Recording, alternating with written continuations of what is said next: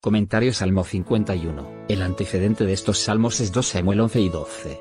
David deseó la mujer de su prójimo, cometió adulterio, emborrachó al esposo, le mandó matar y luego escondió todo el asunto al menos por un año.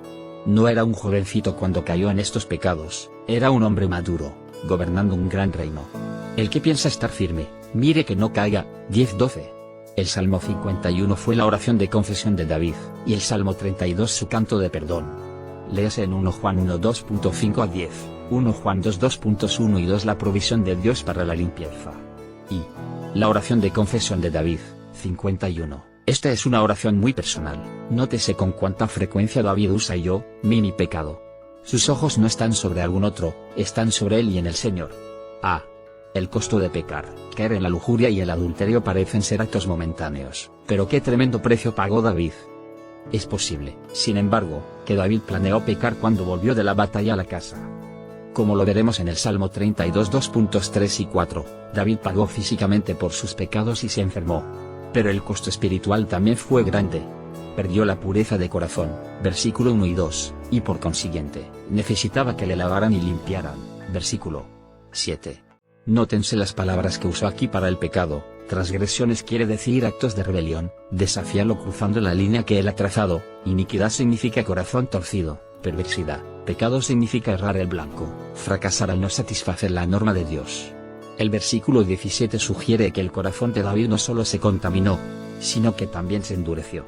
Cuando albergamos el pecado, este endurece el corazón.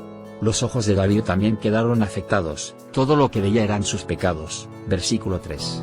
Por lo general, los que tienen la conciencia sucia están a la defensiva, preguntándose cuánto sabrán los demás. El pecado también afectó sus oídos, porque perdió el sonido del gozo y la alegría, versículo 8. Nada le suena bien a alguien que está fuera de la comunión con Dios. Incluso los labios de David se afectaron, porque ya no podían testificar ni siquiera cantar alabanzas a Dios, versículos 13 y 15. Nada cierra la boca del cristiano como el pecado sin confesar. Su mente quedó afectada, porque suplicaba sabiduría, versículo 6. El ser interior, corazón y espíritu, versículo 10, estaba fuera de la comunión con Dios, versículo 11, y no había alegría. Dios no retira su Espíritu Santo cuando pecamos, Juan 14:16, pero si entristecemos al Espíritu y por consiguiente perdemos su comunión y ayuda, Efesios 4:30 a Q32. Nunca olvidemos el alto costo de pecar. B. El costo de confesar el pecado. La verdadera confesión incluye el arrepentimiento, un sincero cambio de modo de pensar. Durante el año que David escondió sus pecados pensó que podría salirse con la suya. Pero cuando Natán le enfrentó a sus pecados, el corazón de David le reprendió y se arrepintió. Hay una diferencia entre admitir los pecados y confesarlos.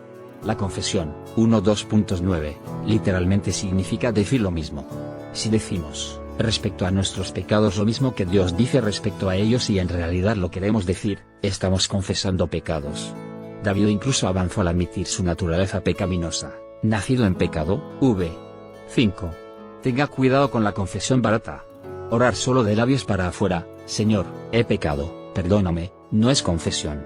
La verdadera confesión cuesta algo, un espíritu quebrantado y un corazón contrito. 17. Esto no significa que debemos hacer penitencias y ganarnos el perdón, sino significa que estamos tan quebrantados por nuestros pecados que no podemos ocultarle nada a Dios. C. El costo de la limpieza del pecado. Las buenas obras no pueden limpiar el pecado, ni siquiera las religiosas ni los sacrificios. 16:17. Solo la sangre de Jesucristo puede limpiar los pecados. Heb 10:2.1-18, 1 JN 1:2.7-10, 1 JN 2:2.12. El perdón no es algo barato, le costó a Jesucristo su vida. Recibimos el perdón debido a lo que Él ha hecho, no debido a nuestras oraciones o lágrimas. Dios está dispuesto a borrar nuestros pecados, 1:9, véase 43 2.25, y purgarnos completamente. Tan solo el alto costo de la limpieza debería hacernos detestar el pecado y querer alejarnos de él. Y la alabanza de David porque Dios lo limpió. 32. Pablo cita los primeros dos versículos en Rom 4:2.7-8, de modo que asegúrense de leer ese pasaje. Literalmente David cantó, bienaventurado aquel cuya transgresión ha sido perdonada, y cubierte su pecado. Bienaventurado el hombre a quien Jehová no culpa de iniquidad, y en cuyo espíritu no hay engaño. David fue culpable de todo esto, se rebeló contra la ley y no cumplió la norma de Dios, permitió que su naturaleza torcida le controlara, y escondió con engaño todo el asunto durante un año. Léase 28 2.13 y aplíquelo al caso de David. A. El silencio de la convicción, vv. 3.4. ¿Qué le ocurrió a David mientras rehusó confesar sus pecados? Sufrió espiritualmente, como lo vimos en el Salmo 51, pero también físicamente. Se envejeció. La mano de Dios al declararlo culpable pesaba sobre él día y noche. Se secó como un arroyo en una sequía. Algunas personas que acuden al médico para atender sus síntomas deberían acudir al Señor para que se haga cargo de sus pecados. Esto no significa que toda enfermedad se debe al pecado, pero sí significa que el pecado sin confesar puede causar aflicción física. Véase 1 Corintios 2.29-32. B. El gemido de confesión, v. 5. Literalmente, mi pecado te declaré. Cuando Natán le habló, 12:13, David inmediatamente confesó que había pecado, pero luego, en privado, le permitió al Espíritu de Dios que descubriera sus pecados uno por uno. La oración de David no fue una confesión general, mencionó cada uno de sus pecados. Debido a ello, Dios le perdonó. Un escritor ha dicho, mientras menos misericordia se tenga a usted mismo, más misericordia tendrá Dios de usted. Pablo dijo, si nos examinásemos a nosotros mismos, no seríamos juzgados, 11:31. Dios no nos perdona porque lo lamentemos ni porque oremos, nos perdona cuando confesamos nuestros pecados debido a que Él es fiel y justo, fiel a su promesa y justo en cuanto a la cruz. Dios no nos hará pagar por pecados que Cristo ya ha pagado. Léase Rom 8 2.31-39, c. El canto de limpieza, vv. 6-7, el suspirar de David se ha reemplazado por cantar. Lo rodean cantos de liberación, y a donde quiera que se vuelve, descubre cosas acerca de las cuales cantar. Solía ser que a donde quiera que se volvía solo veía sus pecados, 51 2.3. Nos advierte que debemos orar a Dios por perdón en el tiempo en que pueda ser hallado. Esto puede tener dos significados, en un tiempo cuando descubrimos nuestros pecados y en uno cuando Dios puede ser hallado, Isa 55 2.67. Si el creyente permite que el pecado se acumule, Dios tendrá que intervenir y disciplinarle. El 12. David ya no teme más, porque Dios es su refugio. Que vengan los problemas, no tiene temor. T. El grito de confianza, vv. 8:11. Dios habla ahora a David y le asegura que dirigirá sus pasos. Él restaura mi alma, me guía por senderos de justicia por amor de su nombre, Sa 23 2.3, bla. Dios quiere guiarnos, no con vara de rigor, sino con sus ojos. Un hijo obediente observa los ojos de sus padres, para ver cuál es su voluntad.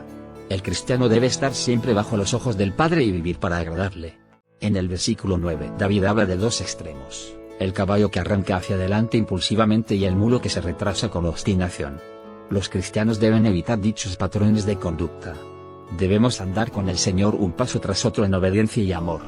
Los caballos y los mulos deben controlarse con frenos y cabestros porque si no, no se acercan a ti. Es triste, pero algunos cristianos deben tener frenos y cabestros antes de que Dios pueda controlarlos. Pero la manera normal es que Dios nos guíe con sus ojos sobre nosotros. Los animales sin entendimiento no tienen comprensión, pero el pueblo de Dios puede comprender cuál es la voluntad de Dios. Éfico 2.15-17. Después de que como cristianos hemos pecado y sido restaurados, Satanás trata de socavar nuestra paz y confianza. Empezamos a preocuparnos por el pasado y las consecuencias de nuestra insensatez. Sí, hay amargos frutos de la desobediencia, y como lo encontró David, pero los versículos 10-11 nos aseguran que Dios protege y sostiene a los que le pertenecen. Los malos tendrán muchas aflicciones y estas vienen a las vidas de los santos desobedientes, pero el cristiano limpio experimenta la misericordia amorosa del Señor. Nos sorprende que David concluya con un clamor. El pasado está perdonado, el presente es gozoso y el futuro está seguro en las manos de Dios.